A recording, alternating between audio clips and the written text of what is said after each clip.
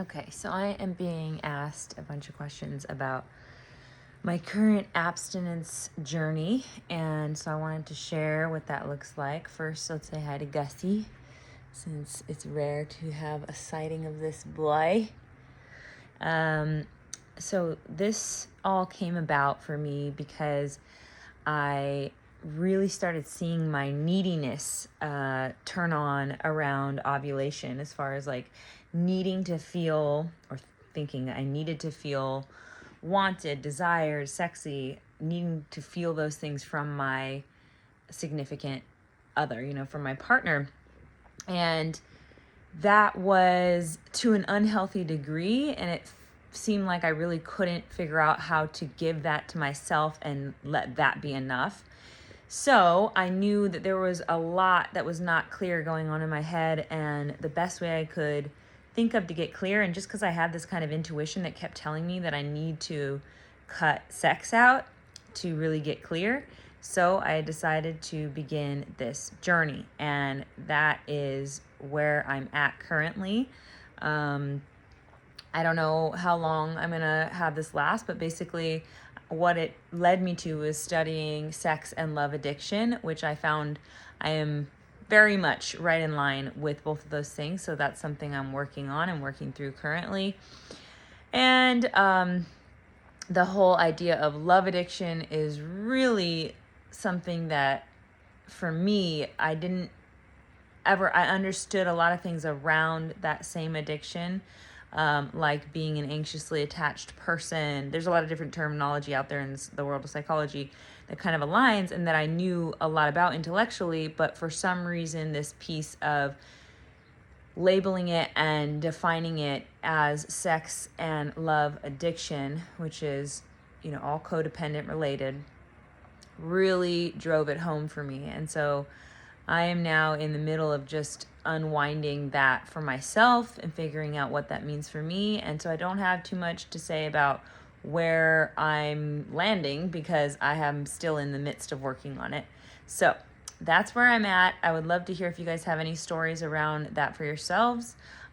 It also is amazing to find out that because of this particular tendency that I have, born from, of course, childhood stuff, that I am attracted to what's called a love avoidant. So someone who avoids intimacy. And so obviously, as you can imagine, if someone is love addicted, they go towards people. Love avoidant goes away from people. So when those two people get into relationship together, it can be very painful. It's actually called a co-addicted relationship. So both parties are codependent, but they're coming at it from different from opposite ends of the spectrum, and they're actually triggering each other, which creates a very explosive and painful relationship. And of course, at the beginning, that creates a very passionate and exciting relationship. It's what we call chemistry, by the way, is when we're attracted to those things that are actually all coming through from this place of really our psyche trying to heal ourselves through interaction with others and through communion with others. And so we shall see how this all goes. And in relationship, asking to do abstinence in relationship, or letting your partner know that you're going to become abstinent during your relationship, is also a very interesting route. But luckily I have an understanding partner, and so many tools for exploring this, and so many people in place, like therapists and such, to keep me accountable and keep me on track with this. So I hopefully we'll move through it swiftly, and well, I can't say with ease, because it's not going to be easy.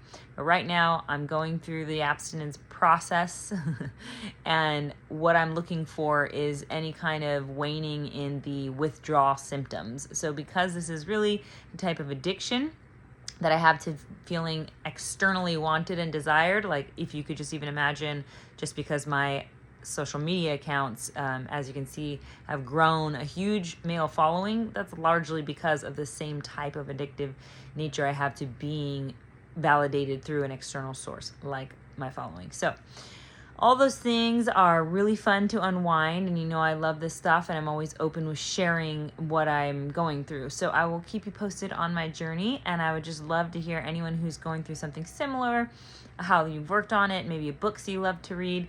2 of the books that I've read so far are Crazy for You. The author's name is Kelly something. I'm sorry, I'm skipping my mind. And then the other book is by Pia Melody, who I believe wrote the book on codependency, literally, termed the word codependency. And the book I'm talking about, though, on sex addiction is called Facing Sex Addiction, I believe. So those are the 2 that so far have really shed a lot of light on this for me. And yeah, so that's where I'm at. Okay, love you guys.